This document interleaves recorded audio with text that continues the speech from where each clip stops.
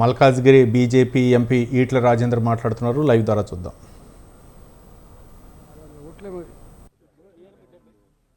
దాదాపు 68,000 65 చిల్లర వచ్చినాయి.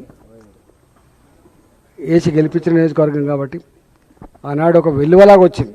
సరే కారణాలు ఏమైనా గజ్వేల్ నియోజకవర్గం ఒక వెల్లువలాగా వచ్చి ఆస్వాదించింది మర్చిపోలేం. కాబట్టి మా పార్టీ ఆదేశాల మేరకి ఈ పట్టభద్రుల టీచర్ల దానికోసం నేను కూడా కొంచెం ఇన్వాల్వ్ అయ్యి చేయాలని చెప్పి ఆదేశాలు ఇచ్చింది.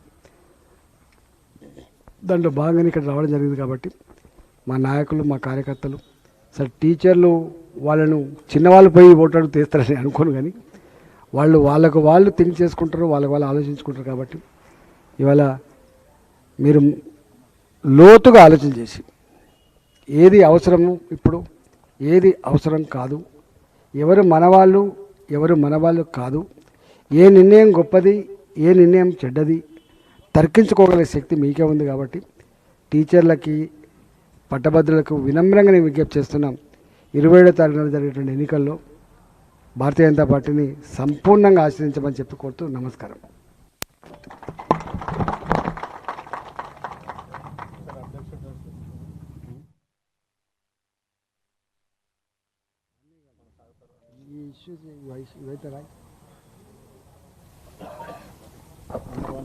మా పార్టీ నేషనల్ పార్టీ,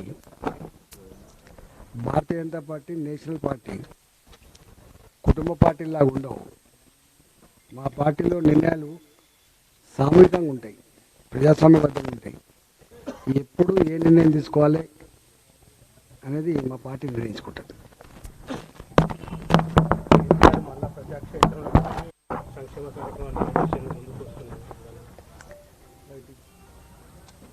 ఇప్పుడు కేసీఆర్ గారు ఉన్నప్పుడే కదా బిల్లులు రాంది, 317 జీవో హింస పెట్టింది, ఆర్థిక వ్యవస్థ కొల్లగొట్టింది, అప్పుల పాలైంది, బిగపట్టుకొని నడిపింది వాళ్ళు. లాస్ట్ మినిట్లో ఇక బిగపట్టుకొని నడిపింది తప్ప రైతాంగానికి ఏం చేసిండ్రో వాళ్ళకి తెలుసు కదా. ఇక్కడ ఉన్న ప్రజానీకంలో వీళ్ళ పట్ల సంపూర్ణమైన అవగాహన ఉందని ఎందుకంటున్నా అంటే మళ్ళా వాళ్ళు ఓట్లనే సిద్ధంగా లేరు, గుర్తుపెట్టుకోండి. వీళ్ళు ఇప్పుడు నేను మొన్న హైదరాబాద్లో హైడ్రా మీద కొట్లాడినా, అంతకుముందు దాంట్లో పాతదారులే వాళ్ళు అని చెప్పింది ప్రజలు. మూసి మీద కొట్లాడితే అంతకుముందు చేసిందే వీళ్ళు సార్ అని చెప్పిండ్రు. అందువల్ల వీళ్ళకి ఎవ్వరికి కాంగ్రెస్ పార్టీకి కానీ కేసీఆర్ కానీ విశ్వసించడానికి ప్రజలు సిద్ధంగా లేరు. నువ్వు ఎంత గీ పెట్టినా అప్పటి ఉద్యమం లెక్క టక్కన నమ్మి మోసపోవడానికి సిద్ధంగా లేరు. ఇవాళ ప్రజలు నమ్ముతుందే ఒకటి, మంచికైనా చెడుకైనా రేపు మంచిగా డెవలప్ కావాలంటే బీజేపీ రావాలని కోరుతుంది. ఇప్పుడు ఇంతెందుకు రూరల్ ఏరియా ఉంది. ఏమన్నా చెప్పినా ఇవాళ కేంద్ర ప్రభుత్వ సపోర్ట్ కనుక లేకపోతే ఈ ఊళ్ళల్లో పెరిగే పచ్చడి చెట్టు కావచ్చు, పారే మురికి కాలువ కావచ్చు, నడుస్తున్న సిమెంట్ రోడ్లు కావచ్చు, గ్రామ పంచాయతీ భవనాలు కావచ్చు, అంగన్వాడీ కేంద్రాలు కావచ్చు, తడి చెత్త పొడి చెత్త అని చెప్పి గొప్పగా రాసుకున్న షెడ్లు కావచ్చు, చివరికి మనిషి మరణించిన తర్వాత పెట్టేటువంటి శ్మశాన వాటిక కావచ్చు, గ్రామ పంచాయతీలో పనిచేసే సిబ్బందికి ఇచ్చే జీతభత్యాలు కూడా కావచ్చు. ఇవన్నీ కేంద్ర ప్రభుత్వం ద్వారా, కేంద్ర ప్రభుత్వం అంటే ప్రజల డబ్బులు కేంద్ర ప్రభుత్వం ద్వారా వస్తే తప్ప సాధ్యం కాలేదు. ఇవి ఇంతెందుకు మీరు ఆ రైతు వేదికలను కట్టిర్రు, అవి కూడా ఈ కేంద్ర ప్రభుత్వం నిధులతో కట్టిండ్రు, ఉపాధి హామీ పైసలతో కట్టిండ్రు. అందువల్ల ఇక్కడ మొత్తం దివాళా తీయించారు, అప్పులపాలు అయిపోయింది. కాబట్టి అప్పులపాలు చేసింది కేసీఆర్, అప్పులపాలు అయింది అని చెప్పి హామీలను ఎక్కొడుతున్నది కాంగ్రెస్ పార్టీ. కాబట్టి ఇక వీళ్ళతో కాదని అర్థమైపోయింది, వీళ్ళు ఏం చేసినా వీళ్ళతో కాదు అని అర్థమైంది. చేస్తే భారతీయ జనతా పార్టీ మాత్రమే చేయాలి. ఇవాళ కేంద్ర ప్రభుత్వ అండదండలతో ఇది సుధలాంచాలని చెప్పి భావిస్తాను.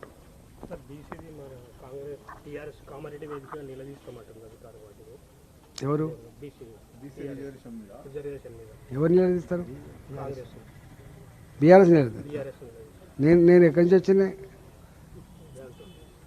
వచ్చినా ఏబీసీకి అధికారం ఇచ్చిన వాళ్ళు చెప్పండి మీరు. ఏబీసీ నాయకుడు మన నరేంద్ర భాయ్ సాబ్ ఉన్నాడు, ఏ పార్టీలో ఉండే ఆయన, ఎందుకు వెళ్ళి వచ్చిండు? ఇవాళ ఆమె ఉండే మా సినిమా యాక్టర్ గారు విజయశాంతి గారు, వారు ఏ పార్టీలు ఉండే, వారు ఎక్కడి నుంచి వచ్చిండ్రు? నేను ఎక్కడి నుంచి వచ్చినా? ఇవన్నీ వాళ్లకు బీసీ అనే మాట ఎత్తే అర్హత వాళ్ళకు లేదు. వాళ్ళది మొత్తం కుటుంబ పార్టీ, గుర్తుపెట్టుకోండి. ఇంకెంతమంది మంత్రులున్నా, ఎంతమంది ఎమ్మెల్యేలు ఎంపీలున్నా ఉత్సవ విగ్రహాలు లెక్క ఉండాలని చెప్పి నేను అంటలేను, వాళ్ళే అంటున్నారు కదా. ఏమి ఇంకా